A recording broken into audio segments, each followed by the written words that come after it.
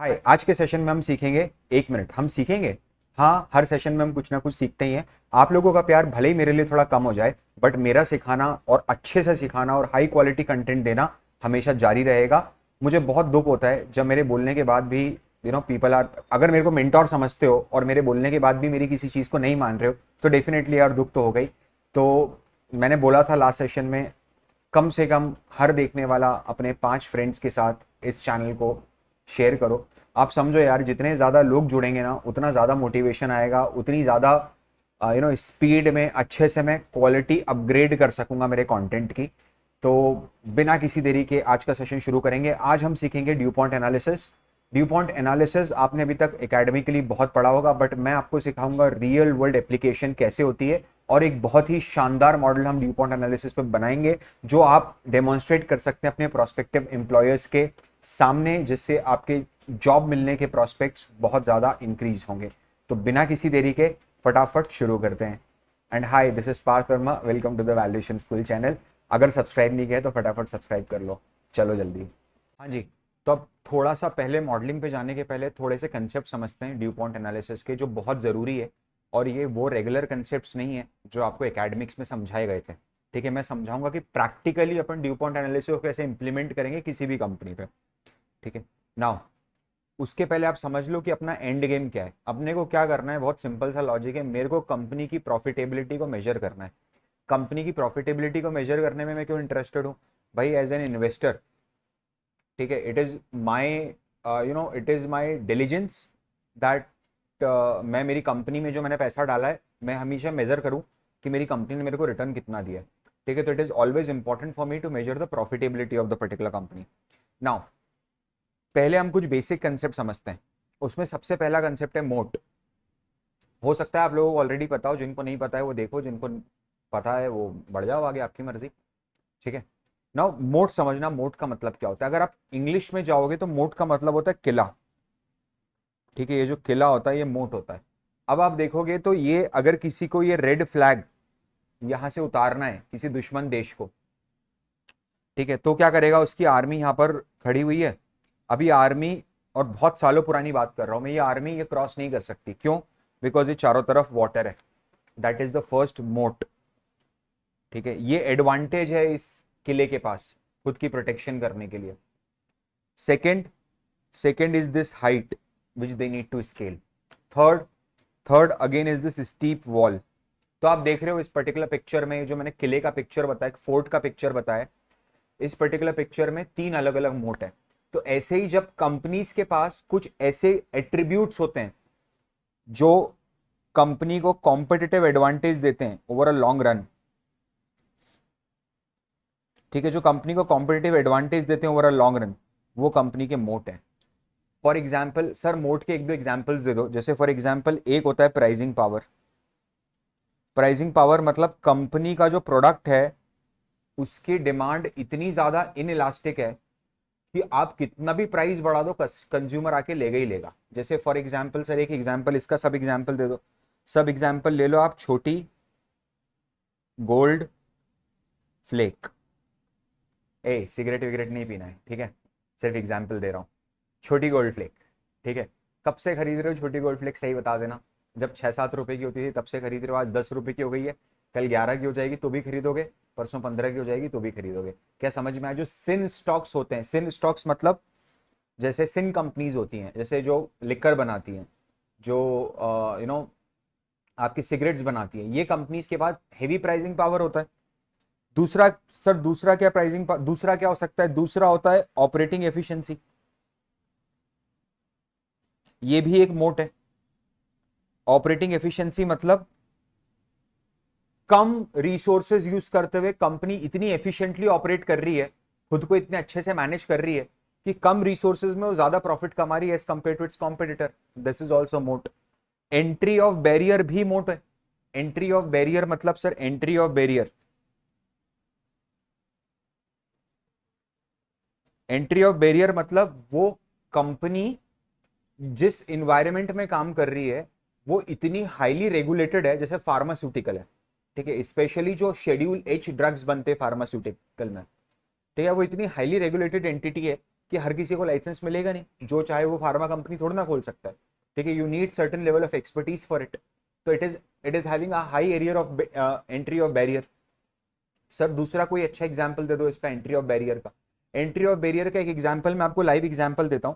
जैसे there is this company called as Redington, Redington India. अब ये है ना, they are the sole distributor for और they are the authorized distributor of Apple in Asian सब continent.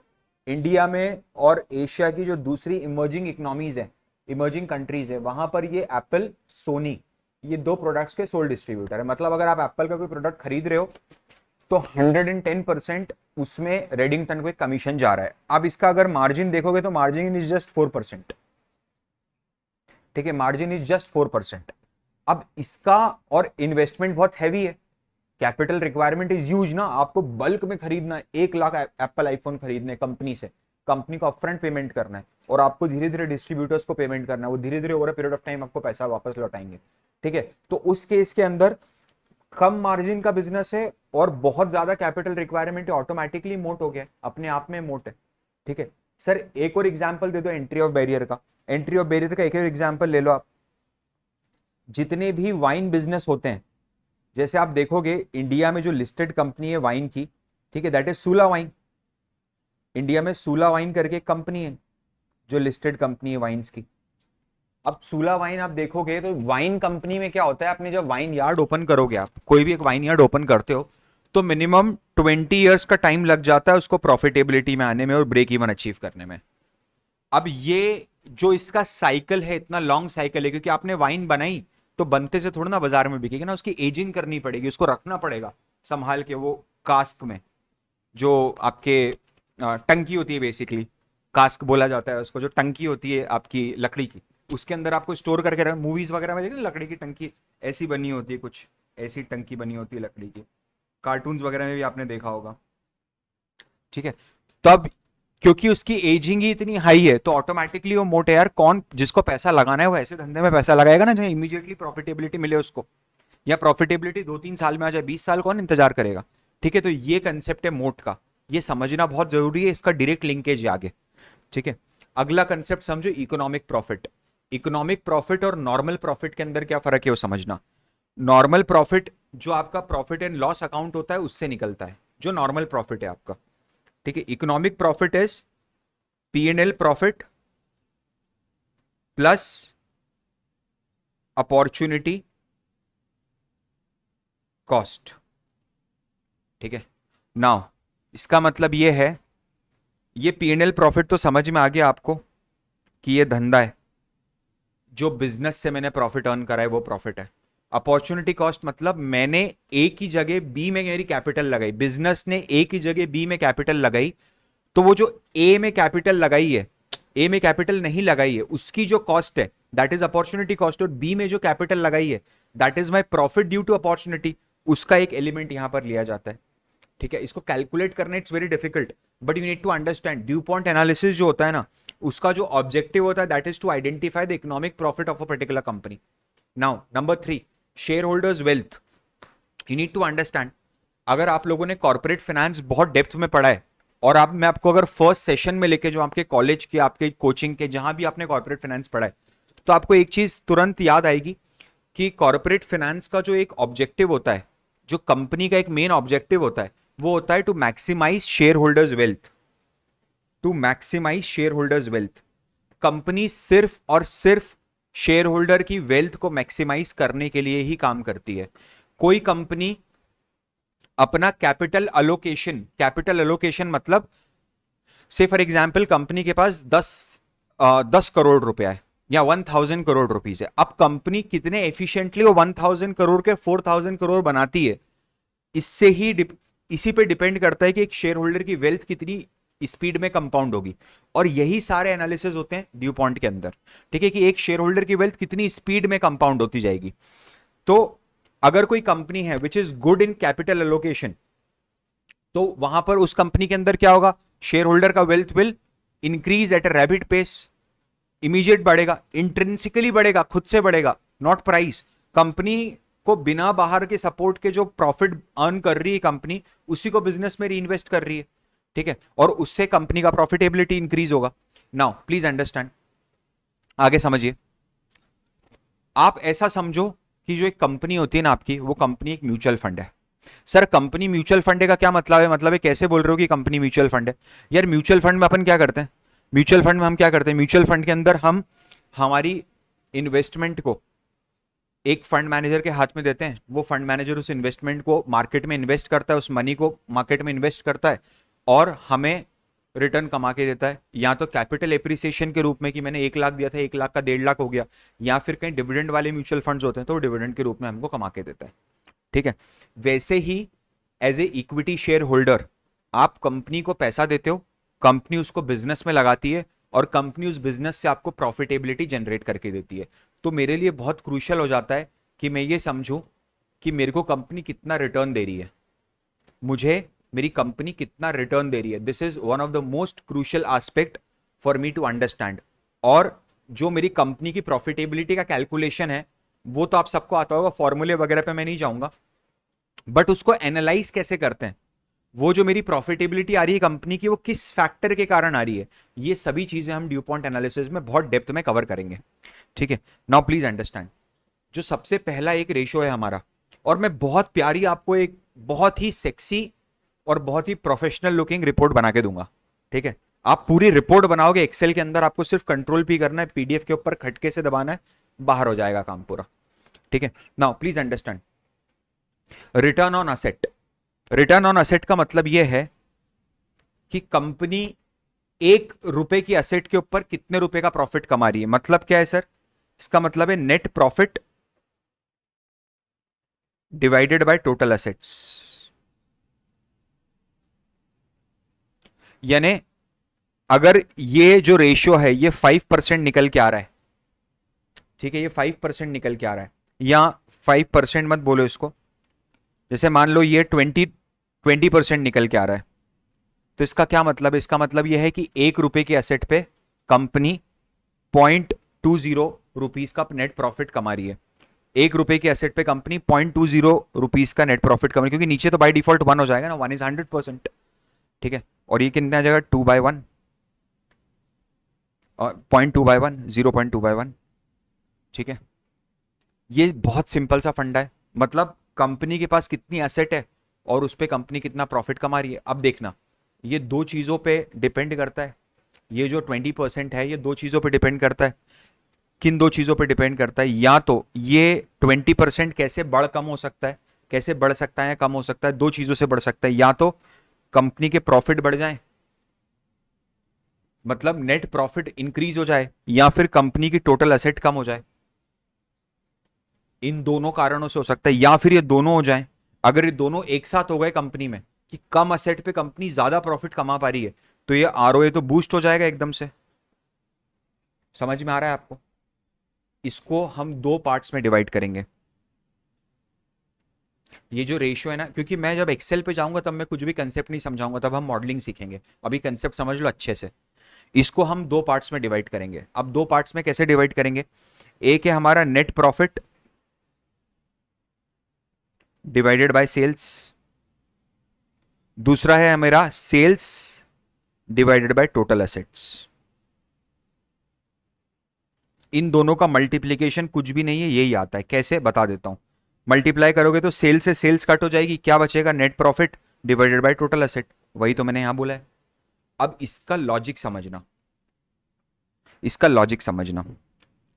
पहला जो रेशियो आपके सामने लिखा हुआ है नेट प्रॉफिट बाय सेल्स, वो रेशियो कुछ भी नहीं है।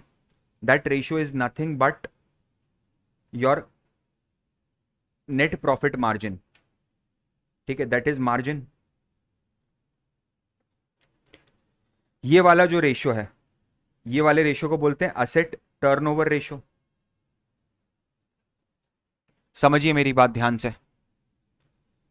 अब कंपनी, और हम राइट हैंड वाले से चलते हैं, सेल्स बाय टोटल एसेट वाले रेशियो से, एसेट टर्नओवर रेशियो से। एसेट टर्नओवर रेशियो क्या बताता है? एसेट टर्नओवर रेशियो बताता है कि 1 रुपए की एसेट पे कंपनी कितने की सेल्स जनरेट कर रही है। ये एसेट टर्नओवर रेशियो बताता है। 1 रुपए की सेल पे कंपनी कितने रुपए, 1 रुपए की एसेट पे कंपनी कितने रुपए की सेल जनरेट कर रही है।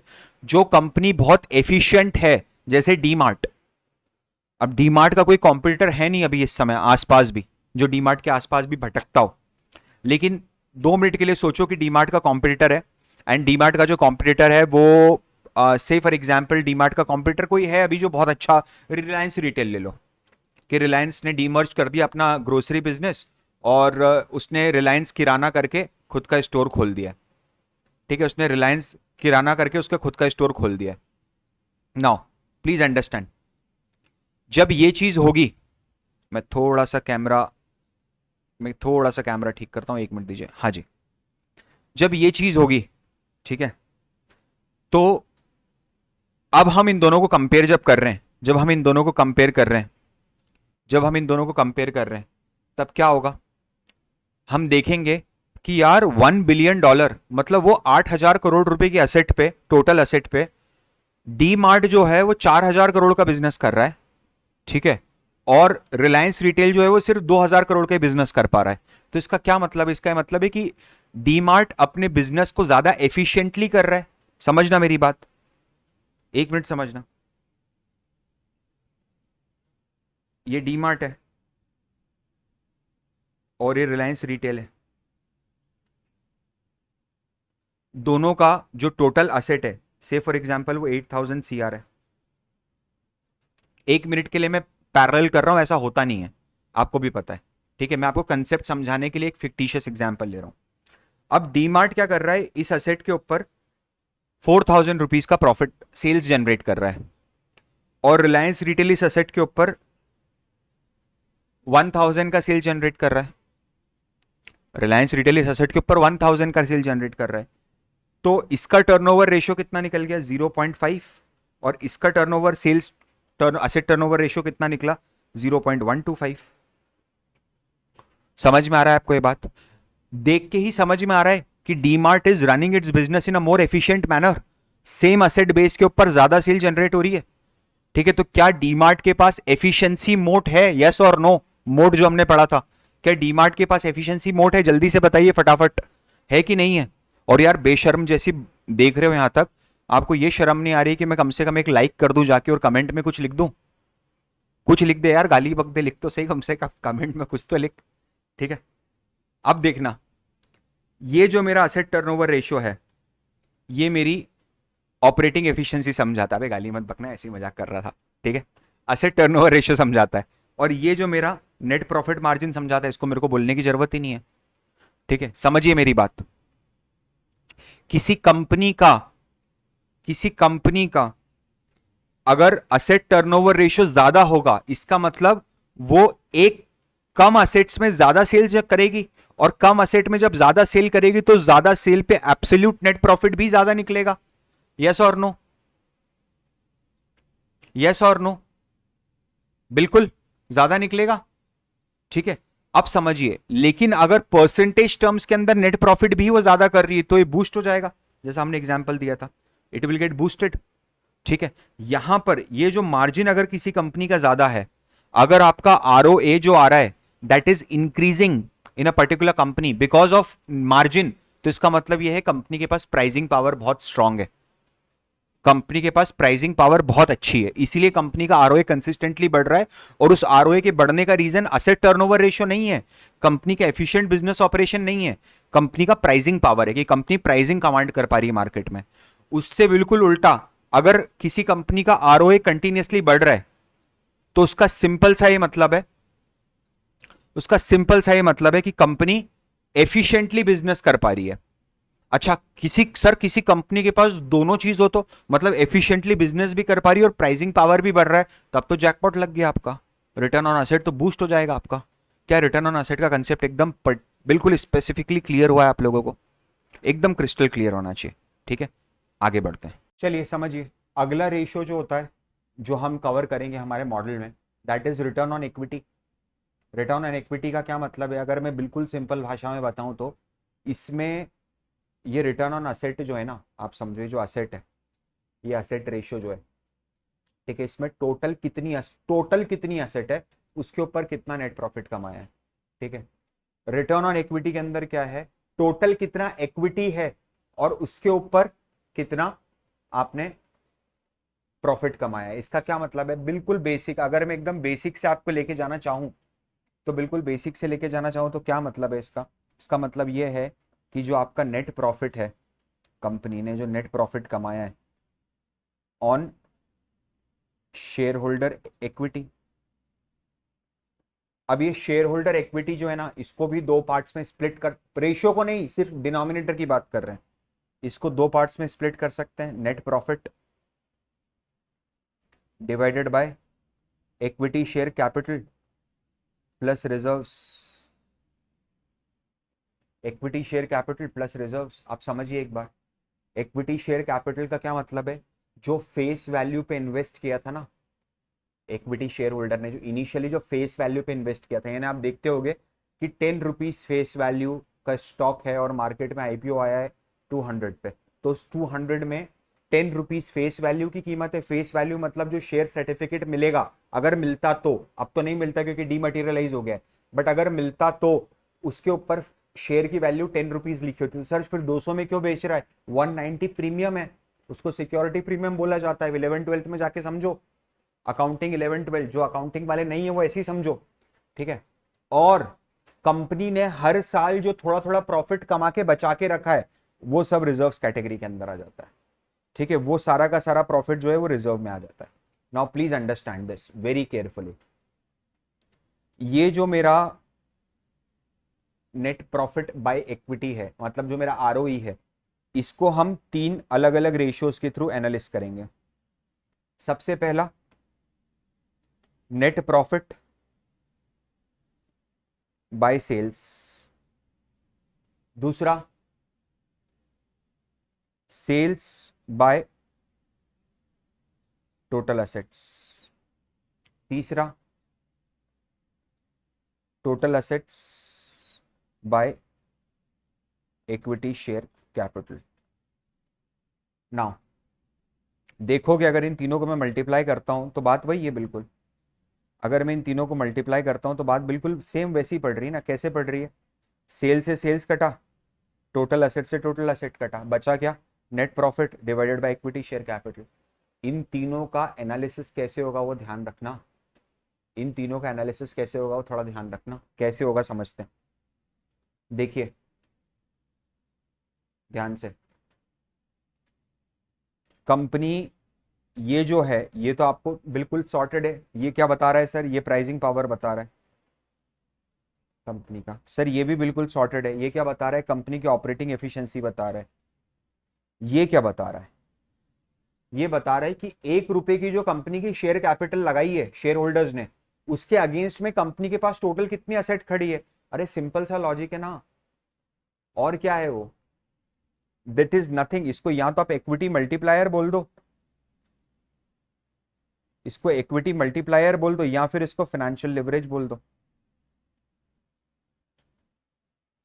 सर फाइनेंशियल लिवरेज तो हमने पढ़ा था, ईबीटी बाई ईबीआईटी होता है, वही है भाई, घुमा फिरा के पूरा यहीं पर ही आके गेम रुकेगा, ठीक है। अब समझना, सर इसका क्या मतलब है, इसका मतलब यह है कि अगर मेरी कंपनी का फाइनेंशियल लिवरेज बढ़ता जाता है, मतलब कंपनी ज्यादा लोन ले रही है, बोरोइंग ज्यादा कर रही है, कम इक्विटी पे ज्यादा बोरोइंग कर रही है, तो क्या मेरा आरओई बढ़ जाएगा, बिल्कुल बढ़ जाएगा। तो सर ये कंपनी की अच्छी कंपनी है, बिल्कुल अच्छी कंपनी नहीं है, तो पता कैसे चलेगा, तभी तो ड्यू पॉइंट एनालिसिस कर रहे हैं। समझ में आ रहा है आपको, हम ड्यू पॉइंट एनालिसिस से ये देखेंगे कि कंपनी का जो आरओई इंक्रीज हो रहा है, उस इंक्रीज होने के पीछे रीजन क्या है, whether it is increasing because of the purchasing power of the company, whether it is increasing because of the asset turnover or the operating efficiency of the company, or it is increasing because of the financial leverage के increase in the company। Sir क्या financial leverage अगर company में increase होता है तो क्या return on equity बढ़ता है, बिल्कुल बढ़ता है, बिल्कुल बढ़ता है। मैं समझाता हूं कैसे, ध्यान से समझिए, ध्यान से समझिए।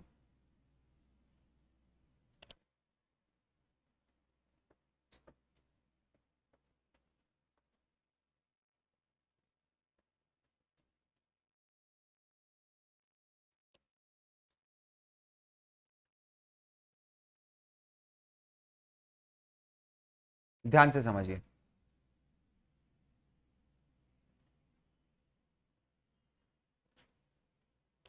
ना एक कंपनी है, जो जिसका नेट प्रॉफिट पहले पहले जिसका नेट प्रॉफिट जिसमें कोई डेट नहीं था, there is zero debt in a particular company, company A, ठीक है, उसका नेट प्रॉफिट कितना आ रहा था? उसका नेट प्रॉफिट आ रहा था से फॉर एग्जांपल 1000, ठीक है, और उसके अंदर इक्विटी शेयर कैपिटल कितना लगाता था? से फॉर एग्जांपल 10,000। तो सर आरओई कितना निकल के आ गया? 10%। सर अब उसके कारण मेरा डेट आ गया है, कंपनी के अंदर मेरा डेट आ गया है, समझना। तो जब कंपनी ने डेट लिया तो डेट लेके कंपनी उसको बिजनेस में लगाएगी, डेफिनेटली मार्जिन इंक्रीज होंगे कंपनी के, कुछ तो बढ़ेगा ना। से फॉर एग्जांपल बढ़ा आपका 1200, कंपनी का 1200 हो गया, ठीक है। अब इस 1200 के अंदर क्या क्या रिड्यूस होगा? 1200 का ईबीटी था, ईबीआईटी था, earning before interest and tax, ठीक है। तो इसके अंदर क्या इंक्रीज होगा? सर एक मेरा इंटरेस्ट हट जाएगा, से फॉर एग्जांपल 50 रुपए 100 रुपए का इंटरेस्ट हट गया, ठीक है। और सर अब टैक्स भी मेरे को कम देना पड़ेगा एज कंपेयर टू पहले, हाँ कि ना, क्योंकि इंटरेस्ट कंपोनेंट पे टैक्स नहीं लगता है, interest is a tax shield expenditure. तो उसके बाद कंपनी का जो नेट प्रॉफिट निकल के आया वो 1100 रुपए निकल के आया, और ये 10,000 है, और कंपनी का 11% आरओई हो गया। तो सर क्या डेट, कंपनी में डेट इंट्रोड्यूस होने के कारण कंपनी का रिटर्न ऑन इक्विटी बढ़ गया? क्या बढ़ गया? सर इसके पीछे का मारवाड़ी लॉजिक समझाओ ना। अरे मारवाड़ी लॉजिक समझना तू, ठीक है। मारवाड़ी लॉजिक क्या है? बिल्कुल बेसिक सा मारवाड़ी लॉजिक ये है दोस्त कि कंपनी में जो डेट होता है वो कम कॉस्ट पे आता है, जो इक्विटी होती है उसकी कॉस्टिंग ज्यादा होती है, cost of equity is always higher as compare to cost of debt. Yes और नो? सबको समझ में आ रही है चीज? नाउ सर तो इससे मेरा आरओई कैसे बढ़ेगा? अरे तू कम कीमत पे पैसे को उठा के ला रहा है, बोरोवर से जो पैसा उठा के ला रहा है वो सिर्फ 12-15% पे उठा के ला रहा है। अगर उसके अगेंस्ट में इक्विटी शेयर होल्डर से पैसा उठा के लाता तो 30% मांग लेते तेरे से। उनका एक्सपेक्टेशन होता कि नहीं 25-30% दो। सर वो ज्यादा क्यों मांगते? क्योंकि रिस्क ज्यादा अज्यूम कर रहे हैं ना। कंपनी बंद हो गई तो सबसे आखिरी में पैसा उनको मिलेगा, बोरोवर तो सबसे पहले आके खड़ा हो जाएगा, ठीक है। तो आप कम कीमत पे पैसा ला रहे हो, उससे हेवी रिटर्न जनरेट कर रहे हो। तो सर क्या मैं अनलिमिटेड अगर डेट बढ़ाता जाऊंगा तो क्या मेरा आरओई बढ़ता जाएगा? नहीं, ऐसा नहीं होगा, ठीक है। इसीलिए अगर आप डेट और आरओई का फिगर देखोगे तो एक आपका जो कर्व निकलता है वो ऐसा कर्व आता है। कैसे? अगर मैं एक तरफ डेट लेता हूं और एक तरफ आरओई लेता हूं, ठीक है, इधर मान लो मैं डेट लेता हूं और इधर मैं आरओई लेता हूं, ठीक है। नाउ प्लीज अंडरस्टैंड, तो ये फिगर मेरा ऐसा बनेगा, ठीक है, ऐसा समझ में आया? एक पॉइंट आएगा जहां पर इस डेट के ऊपर अगर आप गए तो ये आरओई डाउन होने लग जाएगा। सॉरी मैंने थोड़ा सा गलत ले लिया, आइडियली इधर मेरे को आरओई लेना चाहिए था और इधर डेट, क्योंकि वाई एक्स है ना, ROE is dependent on the date.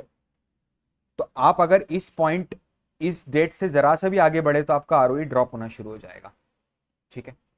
क्या ये बहुत बेसिक कंसेप्ट आपको क्लियर हुआ है? आप प्लीज, लगे आपको तो आप अच्छे से देखो, अगले सेशन में हम पूरे मॉडल को खोल देंगे, अच्छे से समझेंगे पूरी मॉडलिंग। आपसे इतनी बात करनी थी, आपको लगे तो आप अपने फ्रेंड्स को बोलो सब्सक्राइब करो, नहीं करना है मत कराओ, कोई प्रॉब्लम नहीं है। मैं तो उतने डेडिकेशन के साथ कंटेंट देता रहूंगा। आपको चाहिए मेरी ग्रोथ हो तो आप सब्सक्राइब कराना, नहीं तो कोई प्रॉब्लम नहीं, ठीक है। आपको जो भी कमेंट में अगले इस इस पर्टिकुलर ड्यू पॉइंट के बाद जो भी आपको सीखना है आप उसको कमेंट में लिखो, मैं जरूर सिखाऊंगा, ठीक है। सो इतना ही था आज के सेशन में। This is Parth Verma signing off, tata. दो चीज़ें और आपको बतानी है, अगर आपको हमारा लिंक्डइन का कोहर्ट ज्वाइन करना है और लिंक्डइन का गेम चेंज करना है तो इधर लिंक है, ठीक है, इधर लिंक पे ज्वाइन कर लेना। और नीचे यहाँ पर ही कहीं इक्विटी रिसर्च कोहर्ट की डिटेल्स भी होंगी, अगर आप ज्वाइन करना चाहो तो कर सकते हो। फिर मिलेंगे जल्दी से अगले वीडियो में। This is Parth Verma signing off again, bye bye.